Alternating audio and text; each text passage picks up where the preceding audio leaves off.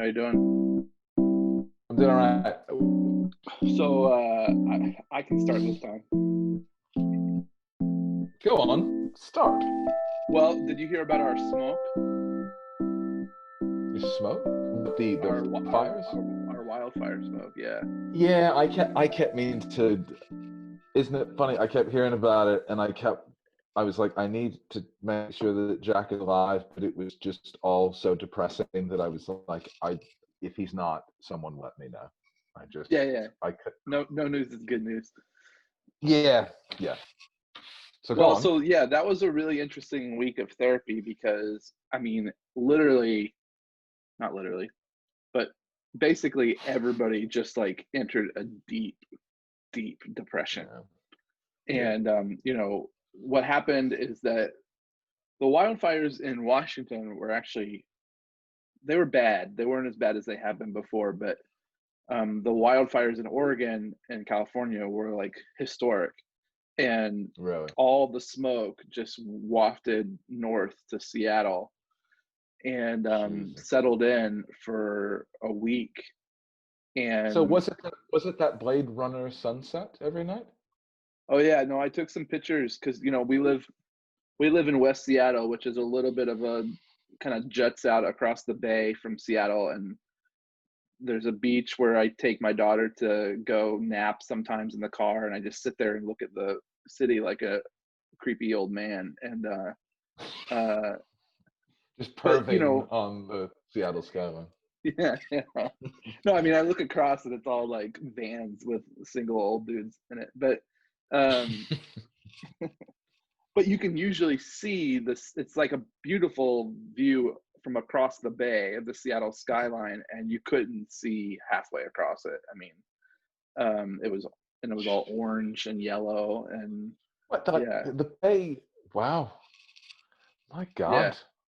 So how are people handling that? Because I think I have a corollary to British life at the moment. But Well, because so that's a physical presence of like fucking doom. There it yeah, I is. mean, I think yeah, it was bad, and I think I have so many patients who are already like so tied into like the political and like the Mm, the systemic, and I think this just crushed them even more. I think it really felt like kind of apocalyptic, and um, it was a reminder that climate change is also still our number one issue, despite all the craziness in the news. That like if we don't address it, then there is no addressing fascism. There is no addressing racism. Like if we can't survive, then we don't get a chance to address these things. So it was very depressing. And then I think one thing that people have been coping, the main way that people have been coping with the pandemic is that it's fine to go outside. That like they can sure. go hang out in parks, so they can go hang out in their backyard, and then suddenly like it wasn't even safe to set foot outside your house. And then there are some people Jesus. who live in apartments where the smoke would be like seeping into the apartments, and it was still Oh summer, God. it was still kind of warm. And so Yeah. in Seattle, a coastal town, like, or right on the sound, at least, like, people, there's not a lot of air conditioner. And so people were like sweating their asses off in these like boxes of apartments because they couldn't open their Jesus. windows. It was really oppressive. And so that was an interesting week where everybody, I mean, at the end of the week, I just felt like I was like gonna lose it. So I mean, and you decide how much you want to tell about what they were saying, but how did you manage that? Well, I mean, I think it's like we've been talking about. It was a shared trauma. you know Yeah. I I it's interesting. My wife actually, she had to go visit family for a very important reason to her, and so I was alone with my daughter the weekend the smoke settled in. Yeah. And similar to my clients, like, my my coping mechanism for parenting alone is always like, let's go play outside, Sure. Sure. let's go on a stroll, let's Yeah. go to a park. I'm not Same. Same.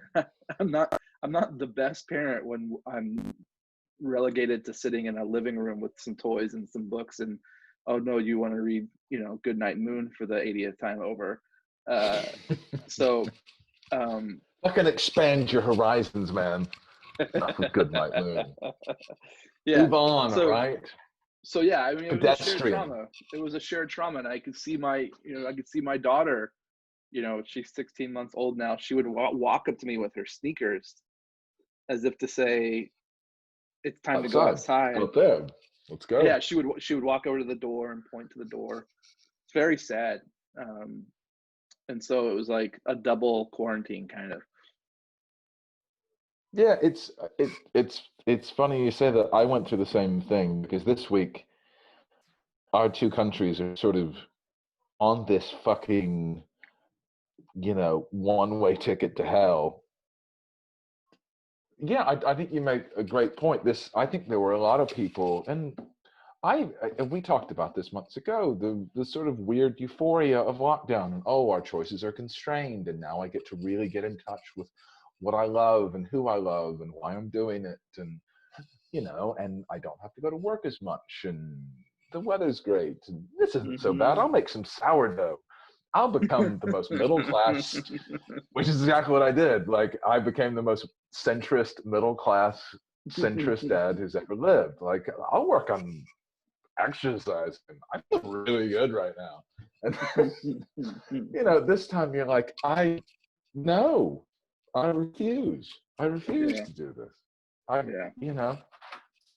We're sort of on this twin doomsday trajectory.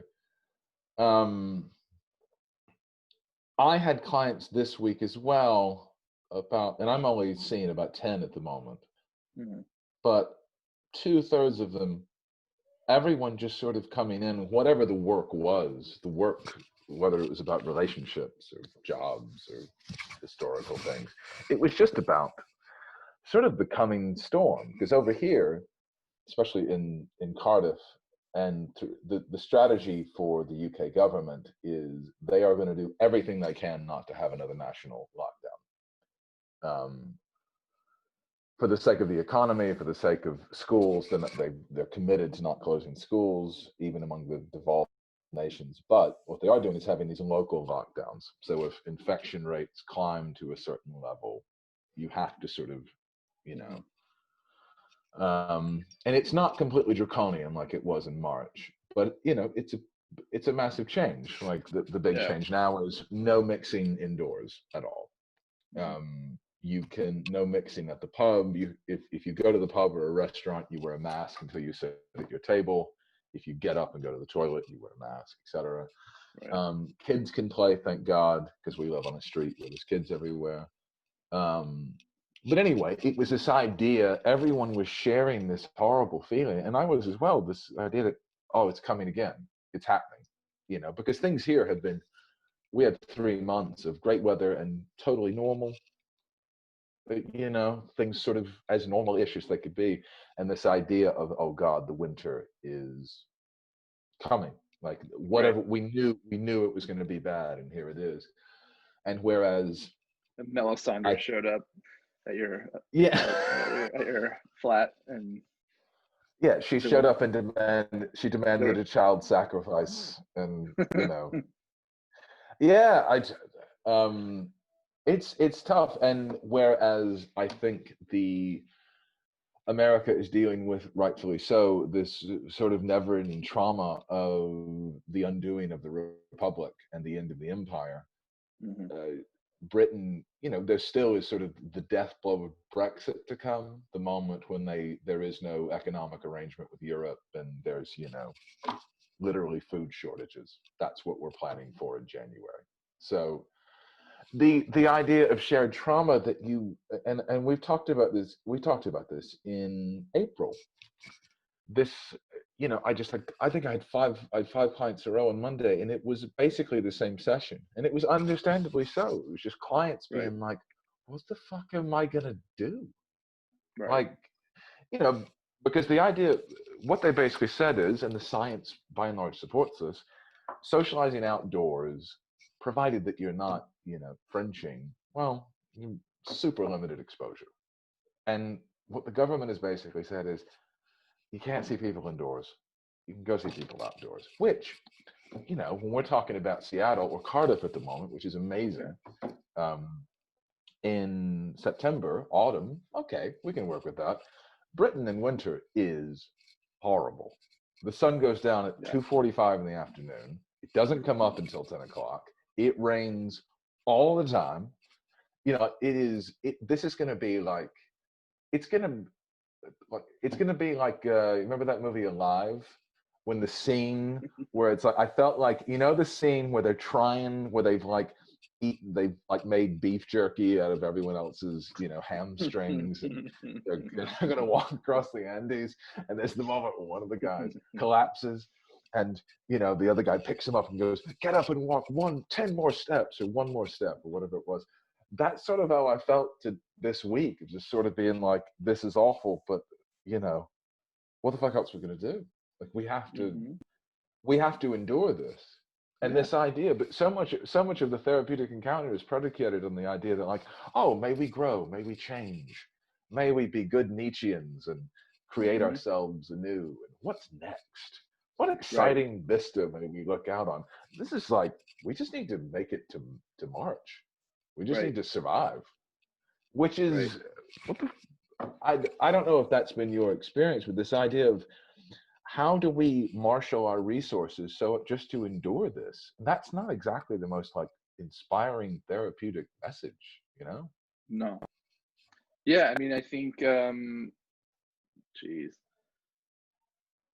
no, it's not. And you know, this is where I bristle a little bit at this idea that, and you and I have talked about this, that psychotherapy is uh, really focused on making a positive psychological change in the patient, when there are Yeah. times when that is not realistic. I mean, there are times like in the middle of a shared trauma where really psychotherapy seems to be more about like holding on to someone in the middle of a chaotic spin or something like Yeah. that. Yeah. And there are a lot of isolated people already, and our culture is more isolated than ever, that we weren't socially prepared for. I mean, I talked to people who are introverts who back in March when the lockdown happened were thriving. They're not thriving anymore. Yeah. Yeah. That's a really good point. And there's a lot of data that supports that. Like, I know Sweden is in a lot of European news at the moment because Mm-hmm. they took a very they took a very different tack from other European nations, and they never had a lockdown. It was very much like, we are going to do this thing, um, and we're not going to lock down. Everyone be sensible, but we're going to prepare to live with this for years. And this is, you know, which is a reasonable enough strategy.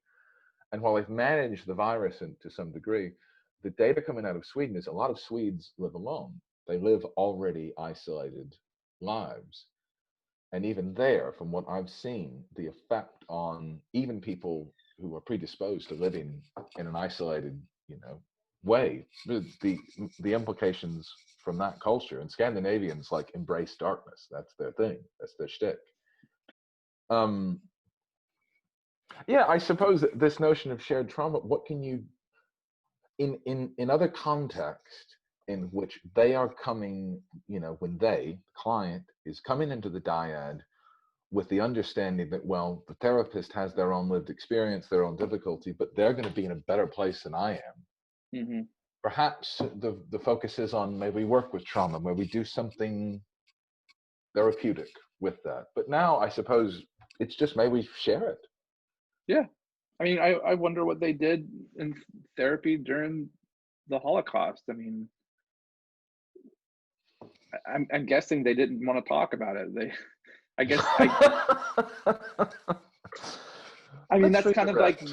that's kind of like what we're digging through, I think, with this season of Between Us, is that one of the things that we're really exploring is, you know, what does psychotherapy have to offer in regards to what's happening in society? And I'm still really, you know, I mentioned this in our last video, but I'm really excited about the Carlos Padron interview, because I think he has like a model um, for how the external becomes internal, and that's how you talk about Mm, what's happening in society. But you know, my understanding is that in the beginnings of what is now therapy, what used to be only psychoanalysis, is that they weren't interested in it. They wanted to, and you know, I really wonder if that says more about the mind of Freud and the theorist than it does about the actual work itself. That maybe for them it was a survival skill to come to work and to talk only about internal realities and not external realities. No, absolutely. And it also, it allows the profession to never have to grapple with systems, you know, to Mm-hmm. never have to deal with the wider culture, to never Mm-hmm. have to deal with institutions. It sort of gives it a pass to Mm-hmm. focus solely on the individual and the, you know, this notion that the individual is separate from the culture in which they're situated. Yeah, I Yeah, think I it certainly is cleaner intellectually, but sure. There's a completely gone. there's an excerpt from Carlos that I want to read real quick that I'm going to read in our interview with him, but it seems to be very pertinent to this. Psychoanalysis has been, since its inception, a deviation from the norm, a discourse and practice on the other that is in the unconscious. In its early history, psychoanalysis was referred to in Europe as the Jewish science, perhaps symbolic of the position of the Jewish people throughout history as that radical and persecuted other within, or at the core of the self-sameness of normal Christian Europe, or in Mm-hmm. other words, as emblematic of the unconscious. Psychoanalytic discourse and practice can thus be thought of as a sense of radical otherness within the entrails of the normal. Call this consciousness the status quo or ideology.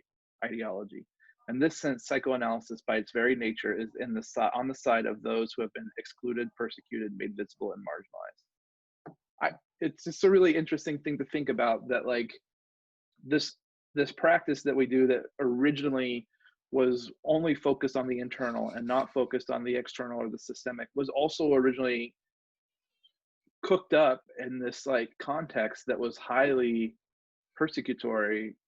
You know, to think about it being something that was in the beginning largely Jewish in Europe at a time when, you know, the Jews were considered the other. It's just really interesting to me, and it's really interesting to think about the psychological reasons that Well, systemic realities weren't welcome. well, and it was also, lest we forget, as Freud practiced it, it was for the middling classes in Vienna specifically. Mm-hmm. It was for the well-to-do, Mm-hmm. you know, as a, I don't know, in the same way that you might go on to, I don't know, you might go do cupping or fucking whatever Gwyneth Mm-hmm. Paltrow was selling to you. Reiki. Yeah, right. You know, it's to assume that psychoanalysis was divorced from a culture, from a system, from class in particular, is insane. Yeah. You know, and I think also we're presented with a really interesting question when you consider it from the class perspective. You know, we're sort of living, particularly in Britain and America, we're living at the end. We're in fucking late stage capitalism. We're living at the end of an idea which told us things will get better and you will be happier. You know, there is a teleological aspect. There's like this fucked up Rogerian aspect to capitalism, this idea that you will be more satisfied. And, you know, part of psychotherapy, for as much as we don't want to, as much as we might scream at clients, I cannot make you happy and I cannot give you meaning. I can help you evaluate it and explore it. You know, part of the apparatus, part of the culture of psychotherapy as well, this will make me more satisfied in some way, you know. And it is interesting, all of a sudden, we're now part of an apparatus where the game's up, like, you know, in terms of growth, in terms of movement, in terms of development, things seem to have ground to a halt in some ways. Yep. Which is, so I don't know, I think there's a reckoning that psychotherapy is not influenced by culture, but also how do we, not only, I don't know, but in the same way, how can we acknowledge the pressures and the affects of these things, and maybe it's just to have an even more human encounter that, yeah, it's fucking miserable. God help us, man. Dismal age. I'm trying to buy a hot tub, so that's my plan. Is that your plan? Yeah. That would be so gangster though, because you got the backyard for it, man.